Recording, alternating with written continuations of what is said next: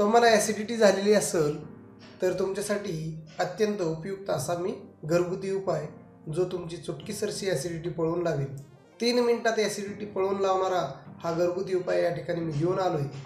परंतु मित्रांनो, याच्यामध्ये कोणते घटक ॲड केलेत तुम्हाला तर पाणी समोरच दिसत आहे, परंतु याच्यामध्ये आणखी कोणते घटक ॲड केलेत हे सविस्तर जाणून घेण्यासाठी हा व्हिडिओ तुम्ही शेवटपर्यंत पहा, म्हणजेच तुमच्या लक्षात येईल। चला तर आता आपण कृतीला सुरुवात करूया। आम्लपित्त झाला असेल तर तुमच्यासाठी या ठिकाणी मी एक घरगुती उपाय घेऊन आलो आहे, परंतु तत्पूर्वी आपण पाहूया आम्लपित्त नेमकं कशामुळे होतं आणि त्याची लक्षणे काय आहेत। तर तुम्ही रात्री उशिरापर्यंत जागत असाल, जेवण कमी जास्त प्रमाणात करत असाल, बाहेरचं फास्ट फूड खात असाल, तेलकट तुपकट खात असाल, मसालेदार पदार्थ खात असाल तर तुम्हाला ॲसिडिटी होऊ शकते। तुमच्या छातीमध्ये चमक येऊ शकते, तुमच्या डोक्यामध्ये गरगर होऊ शकतं, तुम्हाला चक्कर येऊ शकते, तुमच्या तोंडामध्ये आंबट पाणी येऊ शकतं, करपट ढेकर येऊ शकते। तर अशी जर लक्षणं असतील तर तुम्हाला ॲसिडिटी असण्याची शक्यता नाकारता येईल। तर ही जी ॲसिडिटी आहे ही ॲसिडिटी अत्यंत साध्या सोप्या घरगुती उपायाने कशी पळवून लावता येईल हे आज या ठिकाणी पाहणार आहोत। त्याच्यासाठी आपल्याला फक्त आणि फक्त लागणार आहे 1 ग्लास कोमट पाणी।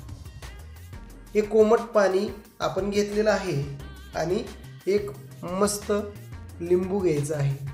लिंबू ताजं टवटवीत लिंबू आपण या ठिकाणी घेतलेलं आहे आणि हे लिंबू आता आपण कापून घेऊया आणि अर्ध लिंबू हे एक पूर्ण ग्लासमध्ये आता आपण पिळून घेणार आहोत।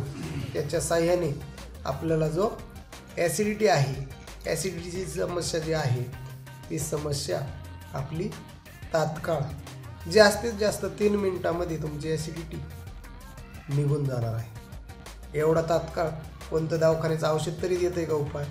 तर तुमच्यासाठी अत्यंत उपयुक्त असं हा उपाय आहे, ज्याच्या साह्याने तुमची ॲसिडिटी पळून जाणार आहे। हा उपाय तुम्ही फक्त आणि फक्त तुम्हाला ज्या वेळेस त्रास जाणवेल त्याच वेळेस याचा उपाय करायचा आहे, त्याच्या साह्याने तुमची ॲसिडिटी निघून जाणार आहे। जर तुम्हाला हा व्हिडिओ आवडला असेल तर तुम्ही लाईक करा, शेअर करा, तसेच माझं चॅनल सबस्क्राईब करायला विसरू नका। नवीन विषयासह नवीन उपायासह लवकरच येत आहे। तोपर्यंत बाय बाय, टेक केअर।